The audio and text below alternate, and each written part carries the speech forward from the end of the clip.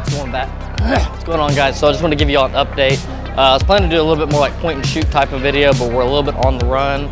Got to catch a flight. So right now we're currently in the Qatar airport. This is actually kind of cool that I'm not doing just a direct point and shoot, because you get to see a little bit of the behind the scenes of the Qatar airport. But Qatar is a super cool airport, but that's not really what the important update is. Really, the thing is like over the years, there's been a ton of things that have went on in my life and the company's life as we've grown and just become a bigger and stronger company. You know, it was originally just me kind of doing some contract work and you know, just building up our team over the years, and you know, now we're almost 4 years into business.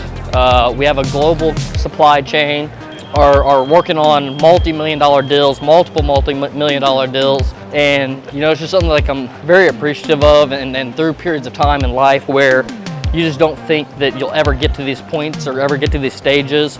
A lot of like self-doubt and a lot of insecurities, fears, and things that you deal with like while operating a company, or even if you're just in a position within the company. A lot of times you'll experience you know, a lot of things like that.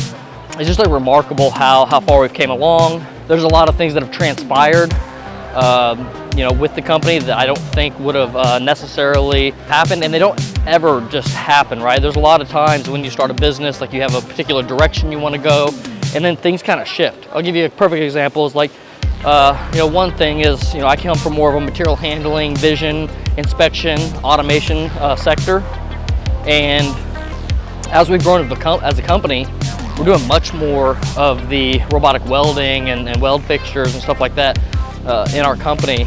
And it was something that I never anticipated doing, but just as we hired more employees, they just happened to have more of those skill sets. And then as a whole organization, we had more people who were doing, or who had experience in like robotic welding. So it just made more sense. So we're doing, you know, both types of systems. Like, to give you kind of a small update of like some of the things that we're doing. A lot of these things we're just kind of trying to keep under the radar, just because it's kind of our strategy. You know, we want to kind of be like ninjas where people don't really know what we're doing, and then 5-10 years later, people are like, where'd these guys come from? You know, but you know, we're doing a few systems that are a few $1,000,000 for some you know, material handling type of applications, like some small assembly type of applications. Also doing like, I mean, we've done like, I don't know what, 20+ weld fixtures so far this year, and have many more coming out. And these are like complex, like seat frame weld fixtures. We've done other smaller things too. These are just like fixturing things that are like, you know, $200,000 plus price tag. And there's like a ton of other small little things we're doing, like CapEx things. We're doing robot cell refurb stuff. We're doing, what else? We're doing robot cell refurb, full system, new capital systems, right? That's our primary business model. Let's take this mover. That'd be easier for both of us. You know where we're going to A7? A7, okay. So, yeah, I mean, our core business model is capital projects. So, new capital projects. So that's just our primary focus, primary target, both on robotic welding and on material handling. So we're getting into doing a lot more new CapEx systems in the robotic weld world with turn-ins, multi-positioners, and you know, it's just the direction we tend to have been going. I mean, it's always been our business model, but now we're like just getting to the size where we're like actually executing on these type of projects. You know, one thing that we kind of struggle with in our industry is just like the ability to market these type of things. Let's just like walk and do this. This is too slow.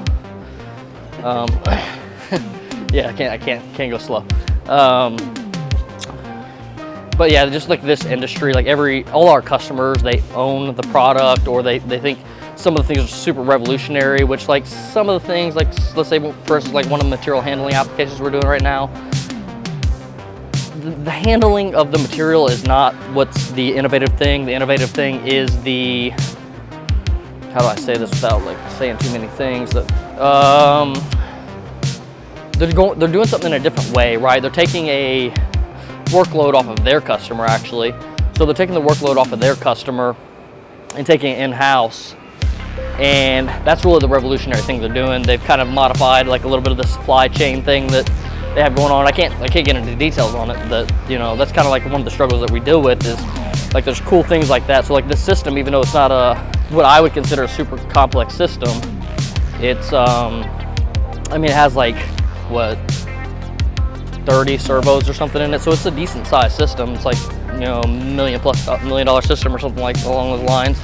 But yeah, the thing is like what's going on within the system is just not shareable. And regardless, even if there's customers that are literally picking up boxes and setting them down and think that their system's a proprietary system.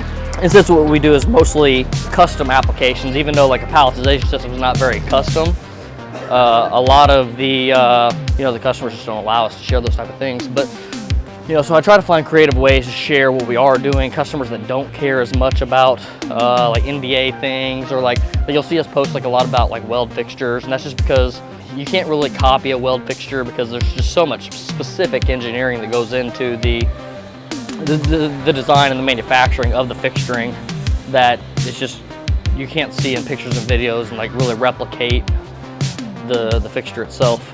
But yeah, so point being, so yeah, kind of the next thing is that we're going